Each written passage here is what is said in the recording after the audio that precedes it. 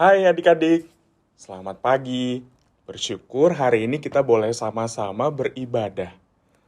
Dan kita mau mendengarkan firman Tuhan. Mari sebelum itu kita berdoa terlebih dahulu. Kita minta tolong Tuhan memberkati kita. Supaya firman Tuhan ini boleh menjadi berkat buat kita semua. Yuk kita berdoa. Tuhan, berkatilah kami, supaya kami boleh mengerti isi firman Tuhan. Dan kami mau belajar taat kepada Tuhan, mengakui Tuhan dimanapun kami berada. Kami mau belajar juga untuk setia kepada Tuhan. Terima kasih Tuhan Yesus, hanya di dalam nama Tuhan Yesus kami sudah berdoa. Amin. Adik-adik, hari ini Kak Antoni mau cerita nih dari cerita Tuhan Yesus dan Petrus. Kalian tahu nggak? Petrus itu adalah murid Tuhan Yesus yang sering sekali dia itu berbicara. Tuhan, pokoknya aku akan setia mengikut Engkau. Tuhan, pokoknya kemanapun Engkau berada, aku akan terus mengikut Engkau.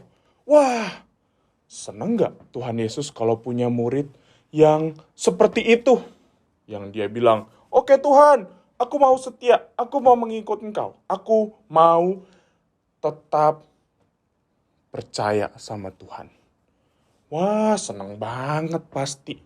Ya, kita semua pun juga kalau kita punya sahabat atau punya teman ya, yang selalu menemani kita kemanapun kita pergi, yang selalu mendampingi kita, bukan hanya teman, tetapi juga papa mama ya, kakak atau adik. Wah, seneng banget, kita nggak akan pernah merasa kesepian. Tapi apa yang dilakukan oleh Petrus? Benar nggak dia mau setia sama Tuhan? Benar nggak dia mau kemana-mana mengikut Tuhan? Wah, ternyata nyatanya enggak seperti itu adik-adik. Petrus dia cuman ngomong doang. Dia cuman janji doang. Mungkin kita bilang, janjinya janji palsu. Janjinya bohong. Sedih gak sih kalau kita jadi Tuhan Yesus? Wah, Kantoni mah kalau jadi Tuhan Yesus sedih banget ya. Mana katanya kamu mau setia. Katanya kamu mau mengikut aku. Tapi lihat sekarang, pada saat Tuhan Yesus ditangkap, apa yang dilakukan sama Petrus? Dia malah lari.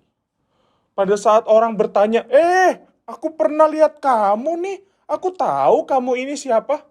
Apa yang dilakukan sama Petrus? Dia malah berbohong. Dia bilang, enggak, aku enggak kenal. Terus orang yang lain bilang, iya, kamu ini salah satu dari muridnya nih. Enggak, bukan kok, aku bukan muridnya. Terus ada yang bilang, ya ini benar nih, ini benar. Dia ini salah satu dari muridnya. Tapi apa yang dilakukan Petrus? Dia kemudian marah, lalu kemudian dia bilang, enggak, pokoknya aku enggak kenal dia. Siapa dia? Wah, sedih ya. Masa seperti itu?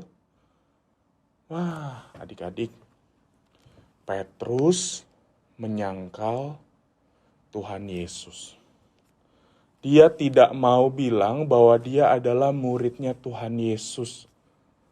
Bukan hanya satu kali, bukan hanya 2 kali, tetapi sampai 3 kali. Wow, 3 kali. Lalu kemudian ayam berkokok. Dan di situ Petrus baru sadar.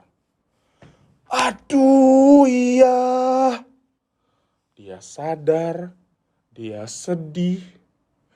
Dia merasa bahwa, aduh, aku ini cuma janji kosong doang. Ya, itulah Petrus. Dia berjanji, tapi dia justru menyangkal. Katanya dia mau mengakui Tuhan, tapi justru dia malah menghina Tuhan. Bilang saya nggak kenal sama dia. Petrus mengecewakan Tuhan Yesus, pasti. Ya, murid-muridnya yang lain pun juga sama. Mereka meninggalkan Tuhan Yesus. Wah, betapa sedihnya hati Tuhan Yesus.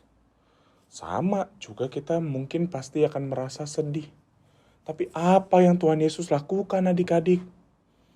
Tuhan Yesus memang mati di atas kayu salib. Lalu kemudian pada hari yang ketiga dia bangkit dari antara orang mati.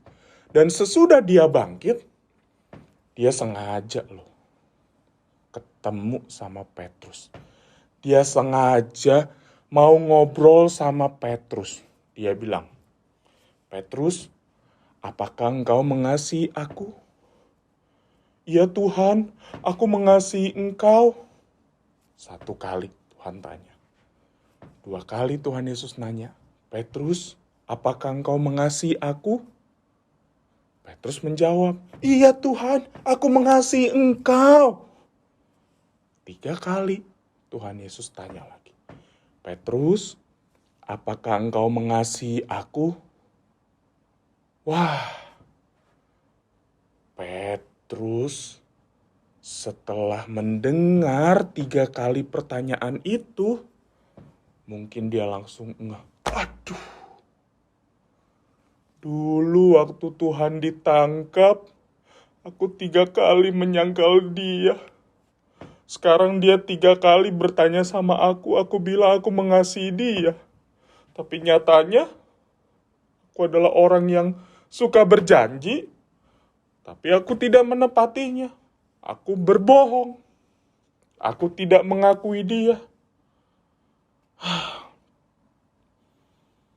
Wah, Petrus mengingat kesalahannya. Tapi Tuhan tidak dendam adik-adik. Tuhan tidak marah. Tuhan memberikan pengampunan kepada Petrus. Karena dia tahu, dia juga pasti tahu karena dia adalah Tuhan Yesus, bahwa Petrus menyangkal dia. Tuhan juga sudah kasih tahu, kamu itu berjanji mau setia, nih nanti kamu akan menyangkal aku. Tuhan udah tahu sebelum Petrus menyangkal dia. Dan Tuhan memberikan pengampunan. Kenapa? Karena Tuhan tahu bahwa Petrus memang adalah orang yang bisa gagal, yang bisa jatuh dalam dosa, yang bisa tidak menepati janjinya. Tapi Tuhan mengampuni. Wah, itulah kita harus bersyukur kita punya Tuhan. Meskipun dia tahu kita pernah gagal, kita pernah mengecewakan dia, tetapi Tuhan mau mengampuni kita. Tuhan mau memaafkan kita. Tapi ingat adik-adik, jangan lagi kita mengulangi dosa yang sama. Petrus sesudah diampuni, dia kemudian melanjutkan pelayanannya. Dan kita tahu bahwa Petrus kemudian melayani Tuhan Yesus, dia melakukannya dengan setia. Bahkan dia mau sampai mati mengikut Tuhan, melayani Tuhan. Karena dia tahu Tuhan Yesus adalah Tuhan dan Juru Selamat yang benar. Dan aku mau setia mengikut dia. Bagaimana dengan kita? Kita juga harus belajar. Kita harus bersyukur punya Tuhan yang setia, yang mengasihi kita. Dan kita juga mau belajar mengikut Tuhan dengan setia. Belajar untuk percaya. Belajar untuk hidup. Tidak lagi di dalam dosa, tetapi kita belajar untuk taat kepada Tuhan. Dengan kita belajar menjadi orang yang taat, kita juga belajar taat kepada orang tua, kepada bapak ibu guru, dan kita juga belajar untuk mengasihi teman-teman kita. Mari adik-adik, kita berjuang bersama. Oke? Ingat, kita harus mengakui Tuhan dalam seluruh hidup kita. dengan hidup di dalam ketaatan. Mari kita berdoa. Terima kasih Tuhan, kami punya Tuhan yang baik, yang sangat mengasihi kami, yang tahu bahwa kami adalah orang berdosa. Tapi Tuhan mau mengampuni kami. Kami tidak lebih baik dari Petrus, tapi kami mau belajar. Ketika Tuhan sudah mengampuni, Tuhan sudah mengasihi kami. Kami mau belajar untuk hidup dalam ketaatan dan hidup setia mengikut Tuhan. Tolonglah kami semua ya Tuhan. Hanya dalam nama Tuhan Yesus kami berdoa. Amin.